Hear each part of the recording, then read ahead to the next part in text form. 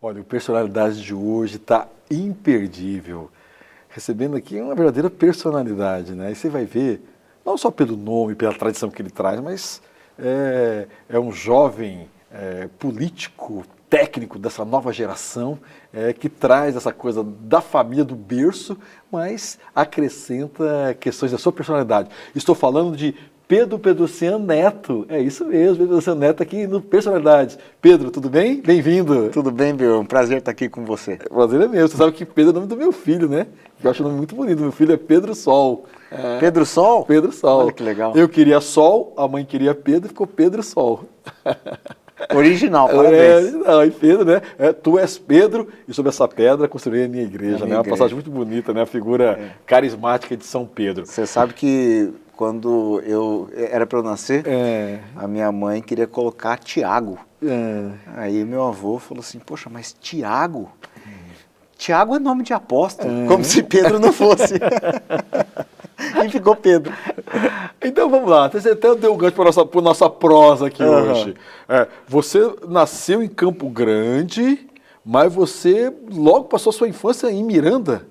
Qual que era da fazenda que você passou a sua infância? Fazenda Jambeiro. Jambeiro. Eu nasci aqui em Campo Grande, eu nasci em 81, e logo na sequência eu fui morar em Miranda, na Fazenda Jambeiro, que o meu pai sempre foi uma pessoa que estava ligado ao meio rural, ele é produtor rural, e nós fomos lá, eu, minha mãe e minha irmã, vivi lá 5 anos. Aí quando eu tive 6 anos, eu vim aqui para Campo Grande para estudar.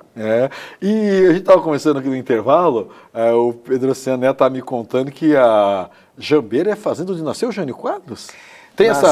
Então, nasceu o Jânio Quadros na Fazenda Jambeiro, naquela casa, a casa que nós estamos reformando, inclusive, e eu vivi 5 anos lá. O meu avô comprou aquela fazenda e nós tivemos uma boa parte da vida ali. Que bacana, hein? Para os mais jovens que estão acompanhando, a Jânio Quadros foi presidente da República em 61, sou mato-grossense, acabou renunciando, uma figura polêmica, né? E lá, mirandense, né? Então, tem uma controvérsia se ele nasceu em Campo Grande ou em Miranda. Os mirandenses dizem que é Miranda.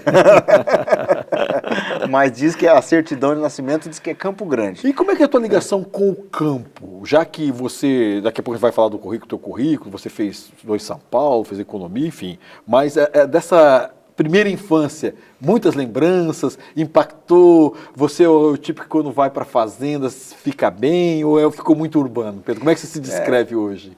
Eu fui, na minha primeira infância, totalmente bicho do mato. Aí eu fui para a cidade, aí eu comecei a estudar. Onde você estudou aqui em Campo Grande? Aqui eu estudei no Alexander Fleming e estudei no Colégio Dinâmico. O Alexander Fleming agora é o Marista e o Dinâmico virou o Danda Nunes, que foi comprado pela prefeitura. Então, aí depois eu fui para São Paulo, eu estudei no Colégio Galileu Galilei. E depois fez ensino médio lá? Terminei o ensino médio lá, o primeiro, segundo ano. E no terceiro colegial eu fui para os Estados Unidos. Né? Mas e nessa trajetória eu acabei saindo assim, que eu era muito do campo, fui muito para a cidade. Né? E depois, na vida adulta, mais tarde, é que eu fui voltar para as minhas origens do campo, porque hoje eu sou muito ligado, né? Inclusive, eu tenho atividade como produtor rural, vou para a fazenda final de semana, é o meu refúgio, é onde eu gosto de ficar. É hobby e trabalho ao mesmo tempo. Hobby e trabalho. Olha, eu gosto demais. Pra mim, quando eu estou estressado, eu vou para a fazenda, porque aí eu vou ver os bichos, que aí esqueceu um pouco. Esse que mexe com economia, né? O Pedrocian Neto, é secretário de Finanças do município de Campo Grande. Imagina, daqui a pouco vamos falar sobre isso. Mas ainda um pouco sobre a sua adolescência em Campo Grande. Você morava em que bairro aqui? Eu morava no centro. No centro da cidade? Já falou as escolas, e como que era, assim, era muito enturmado? Tem muitas memórias de Campo Grande daquela época? Eu não era o mais popular, não. Não era o mais popular. Porque teu avô já tinha sido governador, esse nome, quando você chegava na escola, como é que era ser neto do governador? Então, até a pesquisa recente mostrou um dos mais reconhecidos governadores do Mato Grosso do Sul, Pedrocian, né? É verdade. Pedro Pedrocian. Era um grande desafio, né? Porque você nascer aqui no Mato Grosso do Sul com esse nome, Pedro Pedrocian Neto, tendo sido meu avô quem foi, né? Que tudo que tem a história dele. Então, para mim, sempre foi um grande desafio. E até que no meu caso, de outras pessoas que também têm nomes assim em homenagem a outras pessoas, que é o desafio de criar a própria história, né? Que você precisa de um determinado momento, mas criar a sua identidade, sem esquecer a identidade dos outros, né? Que sempre tem uma homenagem, a ligação, mas a necessidade de você criar o seu próprio CPF, a sua identidade, e isso não era tão simples aqui em Campo Grande. E por isso que foi importante também, nesse momento, quando eu fui com 13 anos para São Paulo, que houve também essa consolidação desse... Aqui eu sempre fui o neto do Pedro Pedrocian. Lá eu era o Pedro Pedrocian neto, o que era diferente. Então, depois de muito tempo, eu saí daqui, eu tinha 13 anos, eu voltei com 30 e poucos. Caramba, então, passei basicamente aí 20 anos em São Paulo, onde eu fiz minha formação acadêmica, onde eu estudei, onde eu cheguei à vida adulta, onde eu consolidei, e depois eu voltei para cá e pude voltar a desempenhar esse trabalho aqui, e agora estou na prefeitura, você sabe. Eu sei. Mas, Pedro, Neto, vamos falar um pouco dessa tua relação com o teu avô. É inevitável, né? Uma personalidade do porte do teu avô. Eu estive com o teu avô 2 vezes. Uma vez ele me fez uma visita, foi muito gentil. Eu lembro dele chegando na minha casa, eu era deputado, né? E tinha a possibilidade de eu ser candidato a prefeito pelo partido que eu estava afiliado. Ele chegou na minha casa e me saudou dizendo: o senhor é uma estrela em ascensão, eu sou uma estrela em decadência. Modesto. A gente contou a história dele, enfim, né? Foi muito gentil. Uma outra vez também, na véspera da campanha, ele me chamou, falou, mostrou a pesquisa, você vai ser elegido deputado, enfim. Tua relação com o teu avô, já que ele é um verdadeiro mito. E como é que era a relação do neto com o avô? Conseguia ter momentos de intimidade? Ou sempre foi muito atarefado? Como é que é, Pedro? Primeiro, de muita admiração, né?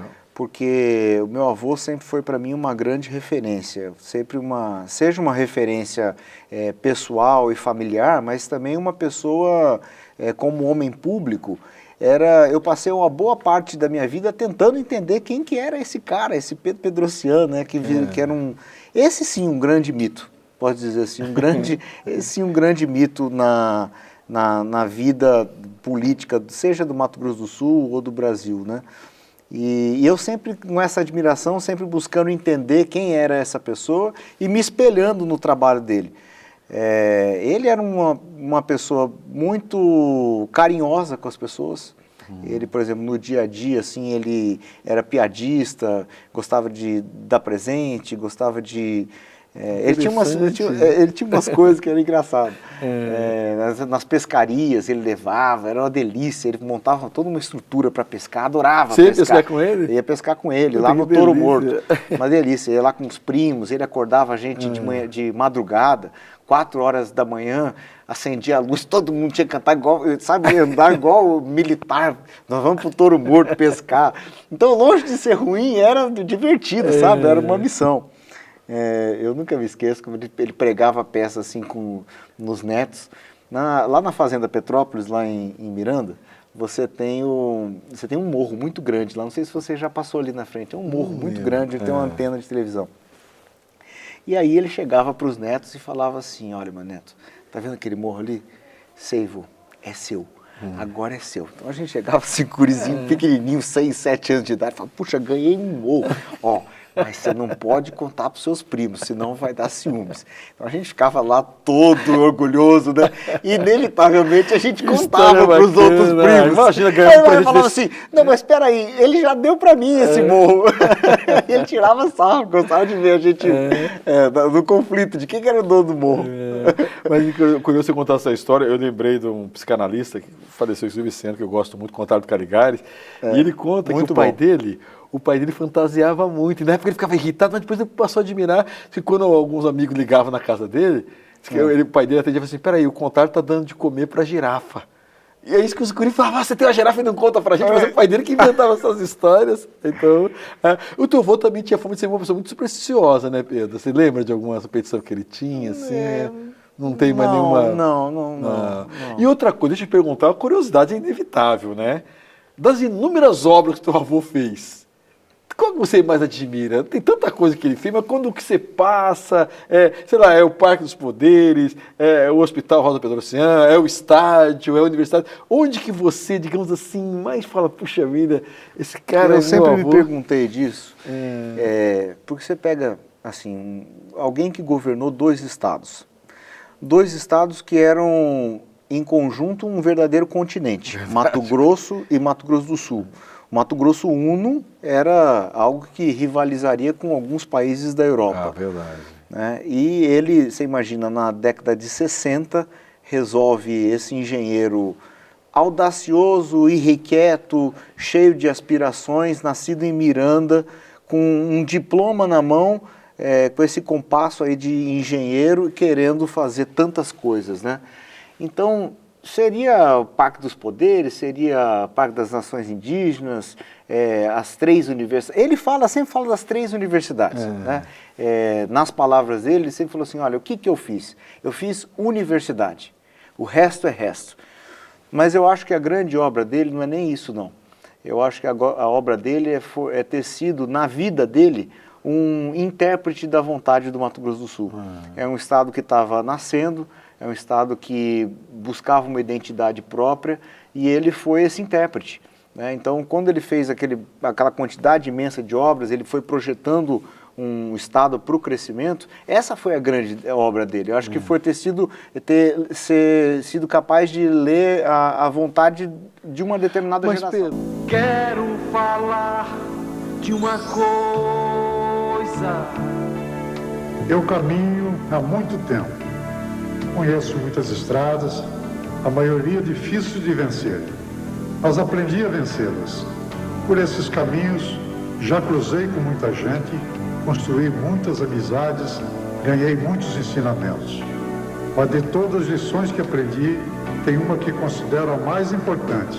Caminhar é preciso, porque ao caminhar, percorrer caminhos diferentes, cruzar com pessoas diferentes, que me renovam lições e me ensinam coisas novas. Aprendi. A grande escola é o povo. Uma velha senhora, um homem curtido pelo seu caminhar. As crianças cheias de esperanças.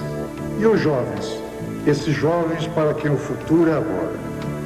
Penso nessas pessoas, nas suas dores, nos seus sofrimentos, mas também nas suas alegrias, na sua força. São tantas faces, tantos sorrisos, tanta gente diferente das milhares de pessoas que já conheci em tantos anos de caminhada.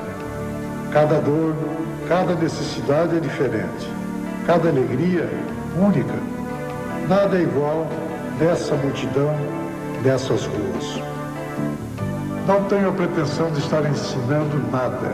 Tenho a certeza de que continuo aprendendo. E aprendendo, coloco esses ensinamentos a serviço das pessoas. Aprendo que essas novas caminhadas me trazem lições do presente. É preciso fazer o futuro logo, porque amanhã as estradas serão outras. E nelas, certo de que contribuir para isso, eu só quero vencer e ver alegrias. Pedro Neto, talvez mais do que ler, porque ele leu e apontou também, né? O tal do visionário, né? Porque ele descortinou... E a coragem, né? A coragem, a ousadia, o atrevimento, eu diria até. O atrevimento, né? É uma audácia, né? É uma audácia. Porque se você for imaginar o que era a arrecadação do Mato Grosso e Mato Grosso do Sul, era ínfimo perto do que nós temos hoje. A estrutura que nós temos de arrecadação, de acesso a créditos. E ele ia fazendo aquilo com uma coragem que não dá para explicar. Porque ele simplesmente tomava... Olha, o importante dele, ele falava para o secretário de Finanças na ocasião, que eu quero investir 15% do orçamento. A gente não consegue, não se vira, se vira. Você que é secretário de Finanças. Eu sei que eu sou secretário de Finanças e a gente com recursos próprios, a gente praticamente só paga a folha. Paga a folha, paga o custeio, investe um pouquinho com recursos próprios, o resto é com financiamento.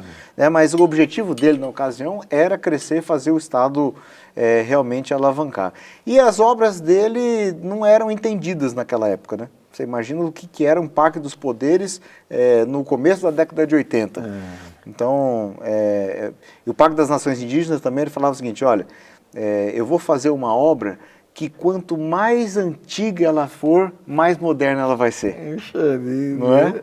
E que O você... que seria dessa cidade sem o Parque das Nações, o Parque dos Poderes? Não, e a megalomania dele era tão grande, né? Porque ele buscava falando o seguinte, olha, em conjunto o Parque dos Poderes e o Parque das Nações Indígenas rivaliza com o Central Park. Então, Você morou em Nova York? eu morei em Nova York. Ah, você tem essa ideia. Vamos fazer o seguinte, o pessoal está me dando um toque. Vamos fazer um breve intervalo. A gente já volta ao programa Personalidades com Pedro Pedrocian Neto. Daqui a pouquinho, depois do intervalo.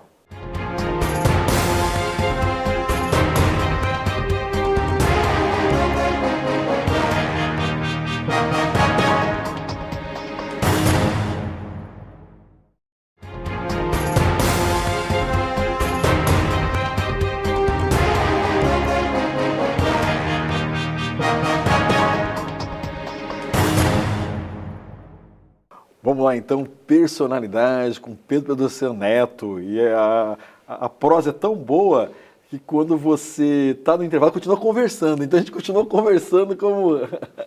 Mas eu prometo revelar para você que está nos acompanhando o que a gente conversou. O primeiro bloco a gente falou da infância do Pedrocian Neto, a formação dele, o avô dele, né? Esse mito aqui da política sul-mato-grossense, né? E agora falar um pouco mais da tua trajetória. Você foi para São Paulo... Você morou quanto tempo nos Estados Unidos, Pedro? Eu morei um ano. Um ano. Foi intercâmbio? Na verdade, não foi o intercâmbio.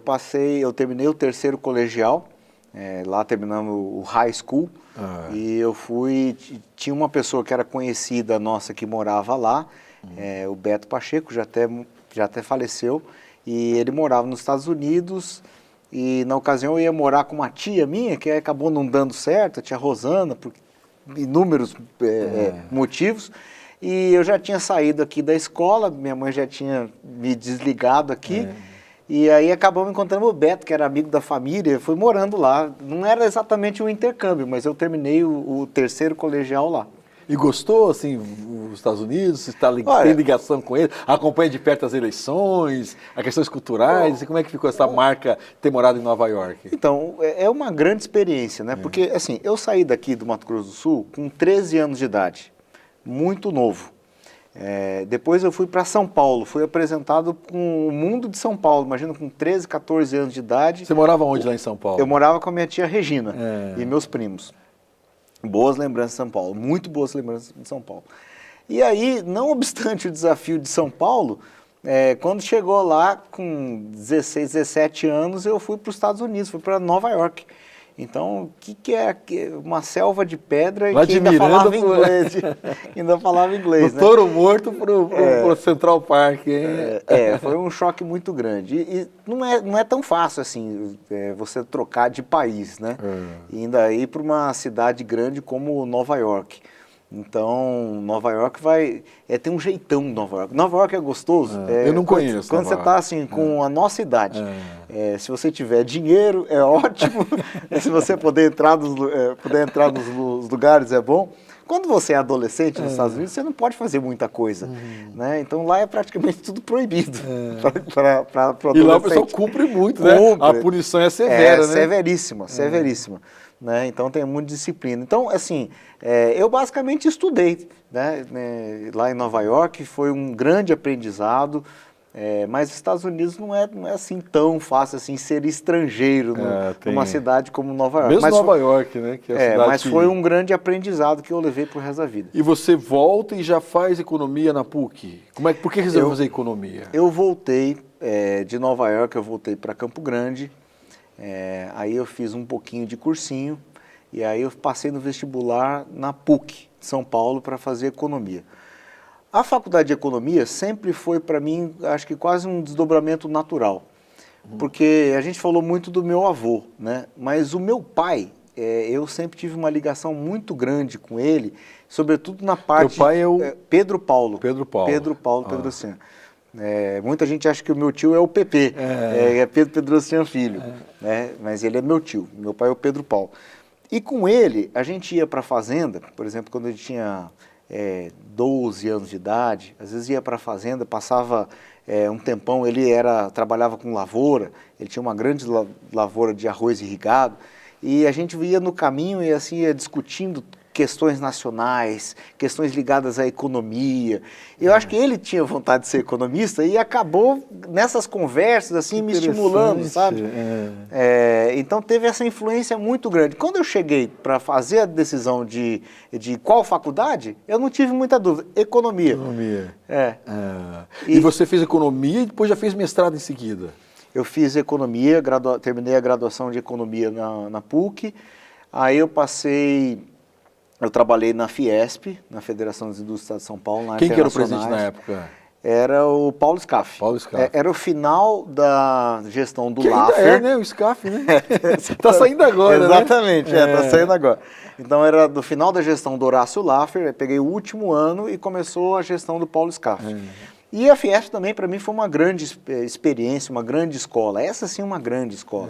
Eu trabalhei no departamento internacional, fiz muitos amigos lá, tive a oportunidade de acompanhar cenário internacional. Era uma área interessante, que era de negociações internacionais. O que a gente olhava? Negociações do Mercosul, da União Europeia. Caramba. Na ocasião era a discussão sobre a criação da ALCA, da Área de Livre Comércio das Américas, um debate imenso no país. Da Organização Mundial do Comércio, eu fui para Genebra, passei meses em Genebra, na delegação permanente do Brasil em Genebra. Poxa, que experiência. E aí eu fui conhecer... Tem artigos também sobre isso? Tem. São livros ou são artigos? Eu tenho um artigo num livro na parte internacional, sobre acordos de livre comércio, e tem alguns escritos sobre isso, alguns artigos. Mas eu, durante um bom tempo, a Fiesp foi essa grande escola que eu tive a oportunidade de me aproximar do Itamaraty, do Ministério das Relações Exteriores, e o corpo diplomático. Aquilo foi fantástico, fantástico. É a excelência do Estado brasileiro, o que é o Itamaraty. Lamentavelmente, nesse atual governo, tem tido episódios lamentáveis, o Itamaraty é uma excelência. O Brasil sempre teve uma política externa muito soberana, muito altiva, né? Sempre foi capaz de se relacionar, ser um ator internacional importante, o Brasil. Pedro, você também tinha uma consultoria com o Gianetti, é isso? Eu tive uma... Com o Eduardo Gianetti ou com o outro? Com o Roberto Gianetti. Com o Roberto Gianetti. O Roberto Gianetti, ele era meu diretor lá na Fiesp, o diretor do Departamento Internacional, e o Gianetti, para mim, sempre foi o cara, né? Era o grande professor, porque ele tinha sido ministro de Comércio Exterior do Fernando Henrique, então era um cara que circulava num meio nacional e internacional, tinha uma grande biografia, um grande histórico, uma grande capacidade de ensinar. Ele foi esse grande professor. E quando eu saí da Fiesp, eu fui trabalhar com ele nessa consultoria, que eu também aprendi muito, porque eu olhava a Fiesp, embora a Fiesp fosse setor privado, tinha esse jeitão de governo, né? Eu olhava sempre a coisa da ótica macro. E o Roberto me ensinou a olhar a perspectiva do setor privado. Como ganhar dinheiro, o que é um contrato, como você vai estabelecer relação com o cliente, elaboração de projetos. Então foi uma grande escola também. Pedro, e como é que você volta para Mato Grosso do Sul? Você voltou, você se casou lá, você é casado, tem 2 filhos, você estava dizendo, né? Eu sou casado com a Mariana. A tua esposa, a Mariana, é daqui ou é de... Ela é daqui também. Daqui? Ela é daqui. Que ano que você se casou? Eu me casei em 2007, mas na verdade eu tô com a Mariana desde 99. Então é praticamente assim. Desde o século passado. Do século passado. A história com a Mariana é o seguinte: quando eu tinha 15 anos e ela tinha 13 anos, a gente se conheceu num baile do Havaí. Aonde que era o baile? Aqui no Rádio Clube. Rádio Clube. Né? Aí eu queria, quando eu cheguei lá, imagina, minha audácia, com 15 anos de idade, eu cheguei e tinha minha cunhada, Tite, que já era adulta, com filho, e eu queria ficar com a minha cunhada. Aí ela falou assim, não, mas eu já sou muito mais velha que você.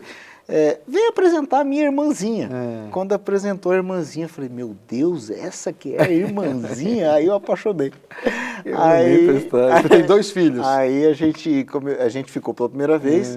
E aí, quando eu voltei dos Estados Unidos, a gente começou a namorar. E casaram em 2007. E aí, casamos em 2007, estamos juntos até hoje. E por que você volta? Você estava bem estabelecido, Fiesp, consultoria, por que você voltou para o Mato Grosso do Sul? Você já voltou para ser secretária adjunto da área de turismo, desenvolvimento? Qual foi a motivação para voltar para o Mato Grosso do Sul? Então, nessa volta do Mato Grosso do Sul, eu sempre tive a ideia de voltar para o meu estado para dar uma contribuição, né? Porque eu saí daqui menino, com 13 anos de idade, tive uma escola de São Paulo, eu tive a oportunidade de ir para fora do Brasil, Estados Unidos. Quando eu cheguei em São Paulo, eu fiz uma graduação na PUC, me dediquei muito, fiz Fiesp, tive parceria com Gianetti, fiz meu pé de meia lá e senti que eu estava preparado para voltar para o Estado, para dar uma contribuição. Dizer que a questão da vida pública sempre foi um grande chamariz para mim, talvez por essa admiração pelo meu avô, pelo trabalho dele. Eu sempre quis dar algum tipo de contribuição. E aí eu voltei para cá, eu conhecia a Tereza Cristina. Eu dizia que na ocasião eu era quase um estrangeiro no meu próprio estado, porque eu tinha ficado 20 anos fora. Então eu voltei para cá, a Tereza Cristina estava saindo era o final do governo André, e ela ia sair, ia ter mais aí 9 meses de finalzinho de governo. Então, e ela me convidou para ser secretário adjunto.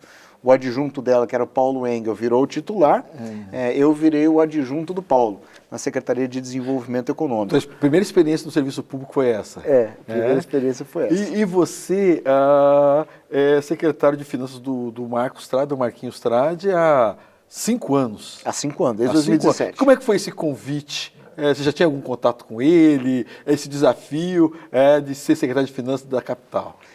Olha, esse foi o maior desafio da minha vida. De tudo isso que eu fiz, a tarefa mais desafiadora que eu enfrentei até hoje foi justamente aqui a Secretaria de Finanças. Porque não tem curso, manual preparatório para ser secretário. Essa faculdade não ensina, né? Essa faculdade não ensina. Então, na verdade, o que você tem que fazer? Você tem que pegar todo o cabedal, todo o seu instrumental que você recebeu e usar da sua sensibilidade para ver como que você vai aplicar, como que você vai usar aquilo de fato para gerir uma cidade. E eu imaginava que era de um jeito, é de outro jeito, mais difícil do que eu imaginava, porque, na verdade, quando você está dentro de uma instituição como uma prefeitura, você percebe que não é apenas técnico, não é como no setor privado que você toma decisões apenas do lado técnico. Então, você concilia a técnica, você concilia a política. E nós pegamos uma Campo Grande em terra arrasada, arrebentado, né? Terra arrasada, com salário em atraso, com hospitais em atraso, com milhares de buracos, sem investimento, no calque, devendo, enfim. E nós pudemos, graças a Deus, começar a apontar caminhos para a cidade. Hoje, depois de 5 anos, que é uma longevidade até boa dentro desse cargo, né? Porque secretário de Finanças não dura 1 ano, 2 anos, é muita pressão, né? É muita pressão. Lá e quando pena que nosso tempo já está quase esgotando, tinha tanta coisa para conversar com você, mas a tua experiência como secretário de Finanças durante a pandemia, eu conversei com você na rádio lá e chegou um momento que a arrecadação desabou, que o governo federal não tinha socorrido ainda. Você chegou a imaginar que ia atrasar a folha? Como é que era o dia a dia, você com o prefeito, os bastidores? O que você pode revelar para a gente nesse momento? Eu tive certeza que ia atrasar a folha. Né? Eu já estava trabalhando com aquele cenário de caos absoluto, porque havia uma necessidade de você restringir a mobilidade das pessoas. Se aquilo era lockdown, se não era lockdown, quanto tempo nós fizemos. Quem que sabia como gerir aquilo? Né? Não existia, não existia manual para aquilo. Né? E a cidade parou em determinado momento, a economia, não é que ela caiu, ela despencou, ela desabou, nesse momento que, quando você tem uma situação de dificuldade numa empresa, a primeira coisa que essa empresa para de pagar é imposto. Entendeu? Ela prioriza salário, ela prioriza fornecedor, ela prioriza tudo, menos pagamento de imposto. E a prefeitura vive do imposto. Muita gente de fora, às vezes, achava erroneamente que a prefeitura tinha dinheiro. Mas é o contrário, nós estávamos tão apertados contra as empresas, né? Então, eu trabalhei com um cenário, sim, de parcelamento de folha, de atraso de hospital. E você conseguia dormir, Pedro, por exemplo? Dá para dormir pensando que vou atrasar a folha, o pessoal pressionando? Como é que você lida com isso, na sua subjetividade? Então, nos primeiros 15, 20 dias, que eu olhei que a arrecadação caiu 80%, 90%, caramba! Simplesmente não existia nenhum receituário sobre o que fazer. Nenhum receituário. né? A gente começava a pensar, bom, eu vou começar a escalonar pagamento, vou pagar os salários menores, deixar os maiores para um segundo momento. Você começa a pensar em coisas assim. Como é que você vai bancar os hospitais? Quem que você vai honrar primeiro? Então, você começa na sua cabeça a ficar com um cenário de guerra, né? Como que você vai sobreviver a esse caos? Só que você começa a olhar isso e vê que o problema não era só nosso, quer dizer, era um problema de outros municípios, outros estados, e começou-se a se desenhar uma solução nacional através daquilo que veio, né? Que era com aportes do governo federal para os estados, para os municípios, para os entes federativos, para que eles pudessem sobreviver àquilo. Então, a angústia era, será que vai dar tempo de chegar o ajuste, o recurso federal, até que a gente, enquanto isso, como é que a gente vive, né? Então, e aí a gente ficou ligando para a bancada federal, pelo amor de Deus, aprova isso, né? Ligava para Tereza Cristina, ligava para quem, aí você ativa tudo que você tem de contato para ver se encontra uma solução. E encontraram, né? Encontrou. E hoje Campo Grande está bem, graças a Deus, porque nós recebemos esse auxílio, foi possível passar o ano 2020, nós trabalhamos também com, seguramos os gastos do ano de 2020, do ano de 2021, e hoje Campo Grande, graças a Deus, está pronta para crescer com mais de 1 bilhão e 300 milhões de reais de investimentos em carteira. Ótimo, assim a gente, lamentavelmente pelo tempo, encerra essa conversa agradável, né, Pedro Luciano Neto, e você percebeu, né, obviamente que ele tem essa coisa do pedigree, né, tem essa coisa da tradição do nome, mas tem trajetória, brilho próprio, tem estofo, né, muito bem preparado, e é uma nova geração de políticos técnicos, né, com essa formação política, mas com formação técnica aqui no Mato Grosso do Sul. Boa sorte, Pedro Luciano Neto. Obrigado, Benhur. Eu que agradeço. Estar aqui com você. Eu agradeço muito você que está acompanhando Personalidades. Um abraço e até uma próxima oportunidade.